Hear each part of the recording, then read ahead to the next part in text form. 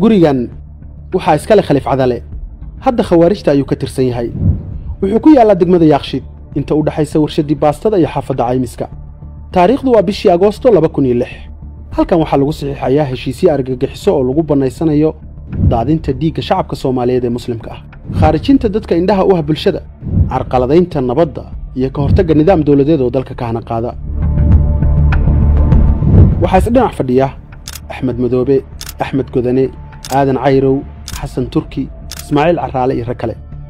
waxa isku biiraya mucaaskaradii Salaaxudiin iyo Raas Kambooni waxaana lagu dhawaaqayaa dhismaha iyo hoggaanka ururka Al-Shabaab Axmed Madoobe wuxuu xilligaasi oo la xoogan iyo dadaal adag ku bixiyay sidoo uu noqon lahaa hoggaanka ugu sarreeya kooxda hase yeeshee Ismaaciil Caraale oo hadda ah macallin wax ka dhigay jaamacadda Burco ayaa loo doortay amiirka isagana waxa laga dhigay amiir ku xigeenka oo ah jagada labaad ee ururka tani waa taariikh ma ahan been abuur aynu inagu abaabulnay isaga ayaa afkiisa ka cadeynaya isagoo u waramaya barnaamij gaar ah oo laanta afka Soomaaliga ee VOA ka diyaarisay soo ifbixi kooxda Al-Shabaab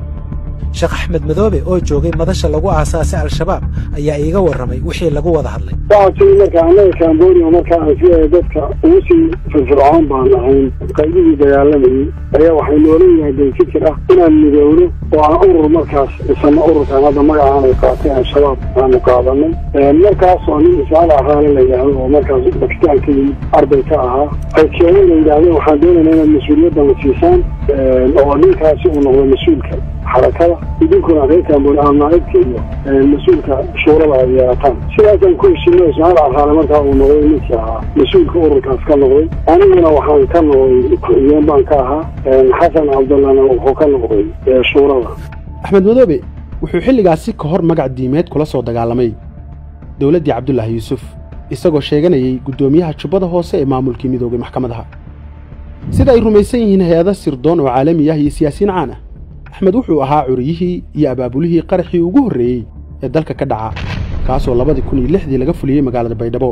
laguna khaarijiyay walaalka madaxweyne Cabdullaah Yuusuf oo lagu magacaabi jiray Cabdisalaan iyo mas'uuliyiin kale oo dawladeed Axmed Islaam wuxuu ahaa shakhsigii ugu horeeyay ee ummadda Soomaaliyeed qarax ay ku dhintaan qasaaran oo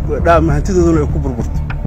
qalbigooduna uu ka naxo geystay 2016 ilaa 2006 dawladda Cabdullaah Yuusuf madaxweyne Cabdullaah Yuusuf lagu fuliyay bishii Janaayo 2007 dawladda Cabdullaah Yuusuf ayaa la wareegtay gacan ku haynta Kismaayo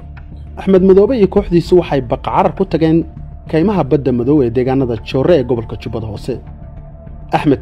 wuxuu markan dhabarka ka toogtay kooxdii duurka la gashay wuxuu dabin iyo shirqool u dhigay 8 nin oo la socotay oo Soomaaliya ajnabi isugu jirtay kuwaasoo lagu dilay duqeyn cirka ah kaligiis ayaa ka badbaaday duqeyntaasi sidoo afkiisa ka sheegay xilli ciidamada Itoobiya ku soo bandhigeen Kismaayo xilligaas ka hor waxa si ayada Mareykanka u gacan galay amiirkii argagixisada ee waqtigaas Ismaaciil Caraale kaasoo loo dhaadhiciyay xabsiga Guantanamo Bay ee dalka Cuba halka Axmed loo qaaday muddana lagu hayay guri ku yaala Addis Ababa dawladii Sheekh Shariif ayaa Itoobiya u gudbisay codsi ah in Axmed Madoobe xabsiga laga soo daayo guddi loo saaray wada hadallada soo deyntiisa ayaa gaaray Addis Ababa waxay sugayeen Axmed oo ku jira xabsi ciriiri ah oo u baahan badbaado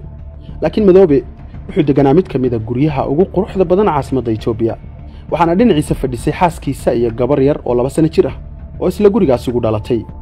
yaab iyo amakaag xoogan ayaa ka soo haray raggii islaha u gurmada oo xabsiga ka soo daaya waxaana raggaasi u dhaboobay xogo ay haysteen oo ku aadan inuu adeega u yahay sirdoonka Itoobiya shuruudaha Itoobiyaanku soo bandhigeen waxaa qayb ka ahaa in xildhibaan laga dhigo xubinta 135 ayuu ka noqday baarlamankii ka yimid garabkii isbaahaysiga dib u xoreynta ay uu hogaaminayay madaxweyne Shariif Sheekh Axmed sidoo kale wasiirka diinta iyo awqaafta ayaa loo ballan qaaday waxaana lagula heshiiyay inuu ka tanaasulo fikirka xaq jirka ah jaajusnimada iyo guud ahaan dhaqamada lidigu ku ah dawladnimada lana shaqeeyo dawladda laakiin taasi muhiim uma ahayn wuxuu safar qarsoodiyaha u galay magaalada Dobley isagoo halka kula kulmay Ibrahim Afqaan oo markaasi ahaa gudoomiyaha Al-Shabaab ee Kismaayo lacag gaaraysa $7,000 ayaa faraq loogu shubay waxaana lagu qanciyay inuu dib ugu laabto safka argagixisada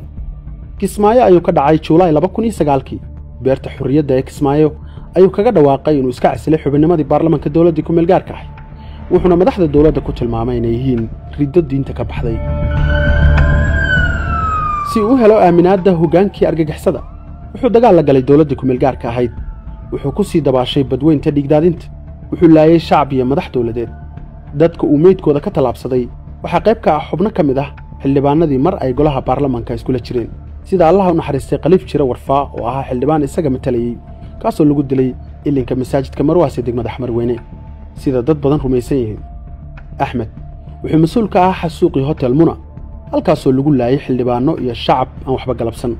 dadka goobtaasi ku dhintay waxaa qayb ka ahaa allaha u naxariistay Leyli Maxamed oo si weyn looga yaqaano Kismaayo